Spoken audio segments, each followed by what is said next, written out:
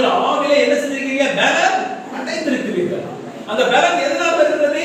தேவனுடைய வார்த்தையினால் வருகிறது. தேவனுடைய வார்த்தையினால் நீங்கள் பேச பேச நீங்கள் பலன் அடைந்து கொண்டே இருக்கிறீர்கள். நீங்கள் அதை சிந்திக்க சிந்திக்க பலன் அடைந்து கொண்டே இருக்கிறீர்கள்.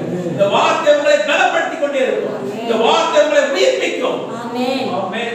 இந்த வார்த்தை செத்த சரீரங்களை உயிர்ப்பிக்கும். இந்த வார்த்தையை நீங்கள் விசுவாசிக்கும் பொழுது சாவுக்கு எதிரான அந்த சரீரங்களை உயிர்ப்பிக்கும் என்று சொல்கிறது.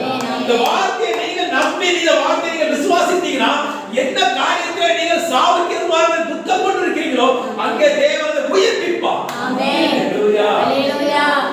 கடனால வேதனைப்பட்டுக் கொண்டிருக்கிறீங்கன்னா சொல்லிக் கொண்டே இருங்க. அநேக ஜாதிகளுக்கு கடன் கொடுக்க வைக்கிற தேவனுக்கு ஸ்தோத்திரம். கடனை மாற்றின தேவனுக்கு ஸ்தோத்திரம். சிலுவையை தரித்திரத்தை மாற்றின தேவனுக்கு ஸ்தோத்திரம்.